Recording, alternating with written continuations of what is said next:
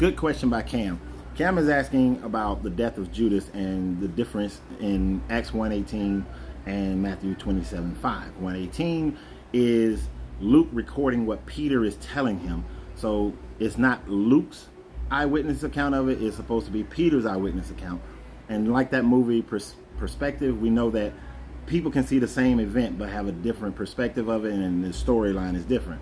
So what we have in Acts 1:18 is Judas buying the field and then hanging, and then him falling and killing, and when he fell, his intestines burst.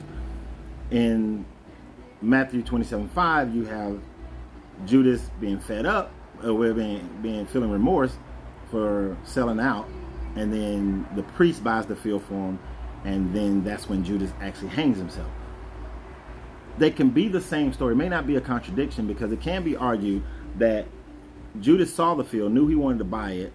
The priest knew he wanted to buy it. Priest set the sale, went and got the silver, but then felt bad. The priest went and bought the field for him, so it's part of his estate. So in a sense, it's still Judas still buying it. And if you hang yourself, and time goes by and the body starts to deteriorate, bacteria will eat the inside lining of your skin and your stomach. And so when you fall off, the branch breaks, or they take you down improperly and he falls, then the skin can be thin enough so that the intestines break through. So it can be argued that it's the same event, just a different perspective. You can go either way with that one. As far as the lost books of the Bible not being included, as to why, me personally, I think it's all about power. One, the Orthodox Christians are the one who won the Roman government support. So they would have utilized the books that fit their criteria. Whereas the lost books, especially like the ones of Nag Hammadi, they are equating men and women as equal. Is Jesus equating men and women as equal, especially in the Gospel of Thomas?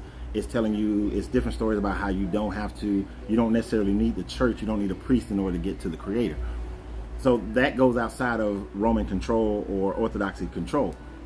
But then scholars will also say that those books was written much later, so the authenticity of them is in question and things of that nature.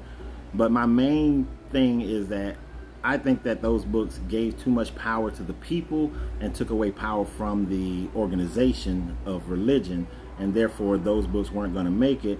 Plus, the Romans who were practicing Christianity were more orthodoxy. They were Roman first before they were Christian. So they are going to give in to Roman government, and not say that they worship the emperor, but Roman government more so than going to give in to Christianity. So the books had to fit that motif and what Constantine allowed.